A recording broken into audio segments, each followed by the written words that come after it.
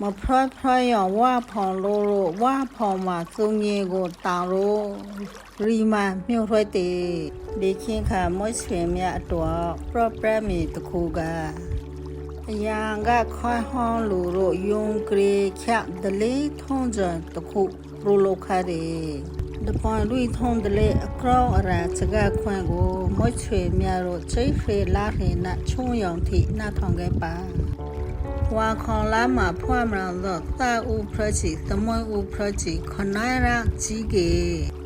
မဖရဖရယောဝါဖောင်လို့ဝါဖောင်မှာစုံကြီးကိုတောင်လို့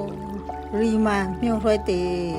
အရန်ကခွိုင်းဟောင်းလူတို့လောက်ခါရတဲ့ဒီထုံးကြနှုံအခုခေါ်သလူတို့လေရဲရဝရုံးမှာဒီထုံးကြကိုလိုက်ဆုံးပရုစုဟိတိတယ်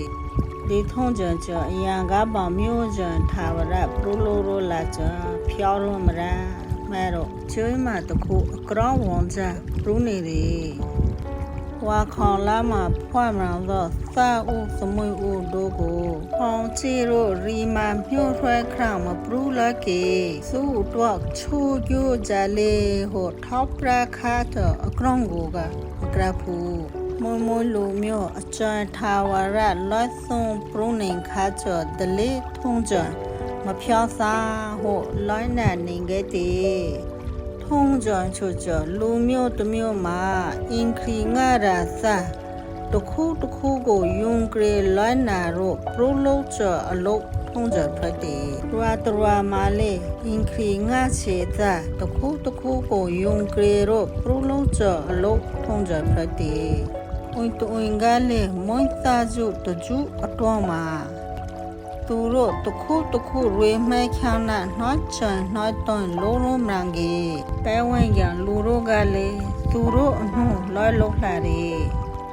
တရဝကနာတမျိုးသားချိုချပုံလွှဲဆုံးအပရူမြလာကြီးထုံးကြဖွာတို့မဖြောင်းနိုင်ပြဒီဒလေထုံးကြတီဒီကရောင်ဖတ်ပေါ်နေကြလို့ထောင်မှင်းပါလေဝါခေါလာမှာဖွားမလောင်တော့သမွေဦးစာဦးတို့အကောင်းအရာအချုံတက်ပါတယ်ကလေးဟုအပိနေခဲ့တဲ့မွှေးဆွေမြတ်နာတကွာဝါခေါလာဖွားသသမွေတို့အလုံးကောင်းကျိုးမင်္ဂလာနာပြည့်စုံပါကြီးဟုချူတော်မွတ်တာချကပုံပရန်ရှင်နာတကွာအမြတ်ဝီပြပါတယ်